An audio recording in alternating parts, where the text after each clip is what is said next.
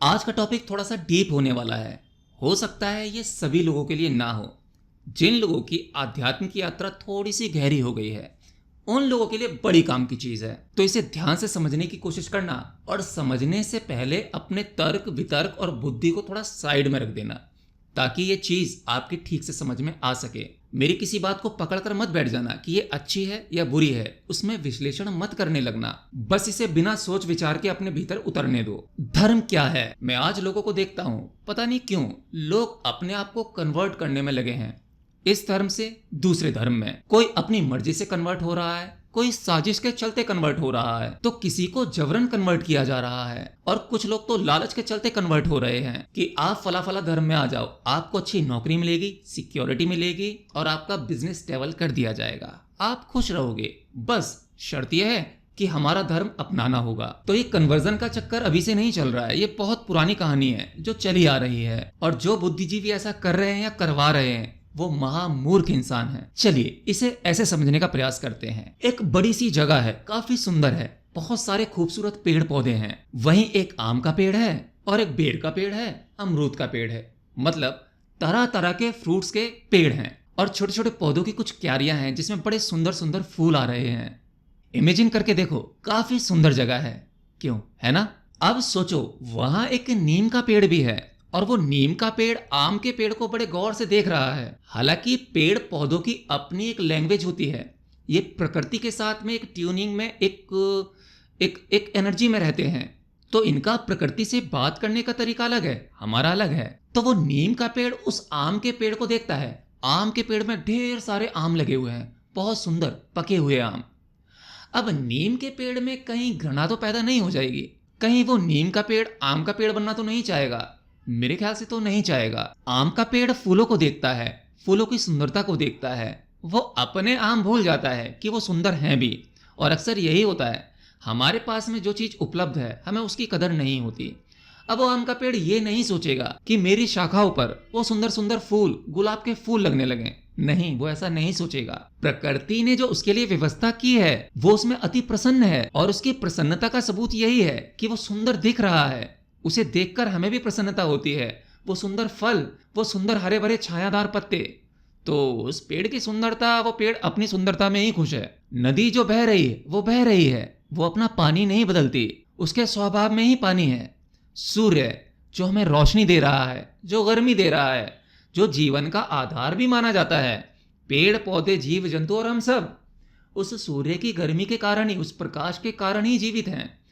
और आपको ये तो पता ही होगा कि सूर्य अपनी ग्रेविटी की वजह से इस सोलर सिस्टम को थामे हुआ है, जिसके कारण हमारे सोलर सिस्टम में सब कुछ व्यवस्थित चल रहा है और हम ठीक ठाक सुरक्षित महसूस करते हैं। चांद की अपनी क्रिया है, सूर्य की अपनी क्रिया है, पृथ्वी की अपनी क्रिया है। सोचो अगर पृथ्वी का मन करे कि मैं बहुत घूम ली, अरबों सालों से मैं घूम ही रही हूं, अब थक गई हूं, थोड़ा आराम कर लूं, मेरा मन नहीं है, तो क्या ये पॉसिबल है? नहीं। संसार की ये सभी चीजें अपने मन के हिसाब से नहीं चल सकती, इनका मन जो करे वो नहीं कर सकती। असल में इंसान को छोड़कर बाकी सभी चीजों का कोई मन करता ही नहीं है, वो प्रकृति के साथ कनेक्शन में रहती हैं, तो इसलिए वो खुश हैं। अब बात कर लेते हैं कि ठीक है, प्रकृति के हिसाब से चलना चाहिए। आजकल जो कन्वर्जन चल रहा है, आजकल नहीं, ये बहुत पुराना चल रहा है कि इस धर्म से उस धर्म में, तो यहां पर मैं एक ही बात कहूंगा, ये धर्म नहीं है, लोगों द्वारा बना दी गई पहचान है। लोगों ने, समाज ने ही ये पहचान बना दी गई है कि ये तेरी पहचान है और ये तेरी पहचान है। और अगर आप अपनी पहचान को सर्वोपरि रखोगे, ऊपर रखोगे, और दूसरे की पहचान को नकारोगे, तो एक दिन वो दूसरे की पहचान जिसे आप नकार रहे हो, छोटा बता रहे हो, वो आपका विरोध करेगा। जब वो शक्तिशाली होगा तो विरोध करेगा, और आजकल वही चल रहा है कि मेरा धर्म सर्वोपरि और मेरा धर्म सर्वोपरि। इसीलिए विरोध, ये कॉन्फ्लिक्ट जारी है दुनिया भर में। ये जो युद्ध चल रहे हैं ये इसी के कारण चल रहे हैं, धर्म की ही लड़ाई है, और असल में ये मूर्खों की लड़ाई है। तो आपके दिमाग में एक सवाल आएगा, तो असल में जिस धर्म में हम हैं वो धर्म ठीक है, तो हमें उसी में रहना चाहिए, इसको कन्वर्ट नहीं करना चाहिए। असल में जिसे आप धर्म समझ रहे हैं वो धर्म नहीं है। मैंने कहा ना, वो टैग है, पहचान है जो समाज सोसाइटी ने दी है। आप ऐसे पैदा नहीं हुए थे, आप उस पहचान में पैदा हुए थे जिसका टैग आपको भी पहना दिया गया है। धर्म असल में होता है हमारा स्वभाव। जिस तरह से आग का काम होता है जलाना, गर्मी देना, वो कभी भी पानी या बर्फ का स्वभाव नहीं ले सकती। वो तो आग है तो आग का स्वभाव लेगी, और वहीं पानी या बर्फ वो आग का स्वभाव नहीं ले सकती। वो पानी का स्वभाव है, वो आग का स्वभाव है।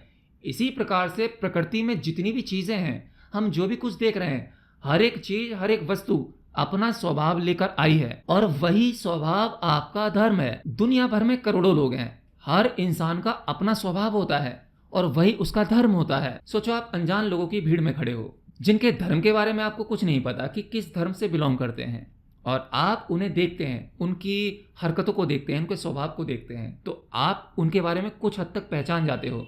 कोई व्यक्ति स्वार्थी है तो कुछ समय उसके साथ रह के उससे बातचीत करके समझ जाते हो कि ये स्वार्थी है। कुछ लोग अग्रेसिव होते हैं तो आप पहचान जाते हो, कुछ गुस्से वाले होते हैं तो आप पहचान जाते हो, कुछ काफ़ी काइंड और लविंग होते हैं, आप उन्हें देख कर भी पहचान जाते हो, उनसे बोलचाल बातचीत करके समझ जाते हो कि ये इस प्रकार का व्यक्ति है।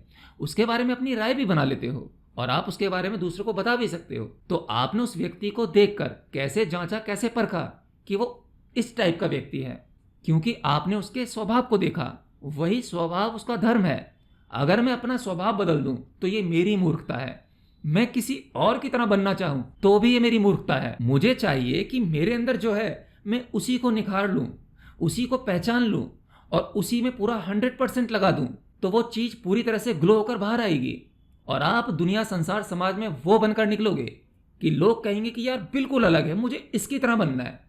हम लोग तो आजकल कॉपी ही करते हैं कि उसका कंटेंट चल रहा है तो मैं वैसा ही कंटेंट बनाऊंगा, या वो व्यक्ति जो बिजनेस कर रहा है मैं वही बिजनेस करूंगा, उस व्यक्ति की पर्सनैलिटी मुझे अच्छी लगती है तो मैं भी वैसा ही करूंगा। तो हम एक दूसरे की तरह बनना चाहते हैं। असल में जो हम हैं वो कभी जान ही नहीं पाते और वो कभी बनना भी नहीं चाहते, और इसलिए हम अपने आप को प्यार भी नहीं कर पाते। इसीलिए हम एक आम इंसान बनकर रह जाते हैं और आम इंसान होते हुए ही मर जाते हैं। इसलिए जिस व्यक्ति को आत्मज्ञान की प्राप्ति हो जाती है, जो बुद्धत्व को प्राप्त हो जाता है, ऐसे ज्ञानी पुरुष से अगर आप पूछोगे कि आपका क्या धर्म है, आप किस धर्म के हो, तो वो हो सकता है आपके बात पर मुस्कुरा दे, यानी आपकी बेवकूफ़ी पर मुस्कुरा दे, लेकिन कहे कुछ ना। हो सकता है कि आप पूछो कि आप कौन हैं, हिंदू, मुस्लिम या किस धर्म के हैं, तो ज़्यादा से ज़्यादा वो ये कह सकता है कि मैं फला फला पहचान में पैदा हुआ था, अर्थात मेरा जन्म हिंदुज़्म में हुआ था या बुद्धिज़्म में हुआ था या किसी और धर्म में हुआ था, तो मेरा जन्म फला फला धर्म में हुआ। मैं वो नहीं हूं, मैं धर्मों के पार निकल गया हूं। वो आपके सवाल के जवाब में बड़ी ही चतुराई से वहां से बचकर निकल आएगा और अपने आप को वो पहचान नहीं बताएगा जो समाज, सोसाइटी हमें देती है, क्योंकि उसने अपनी असल पहचान जान ली है। तो हमारा स्वभाव ही हमारा धर्म होता है।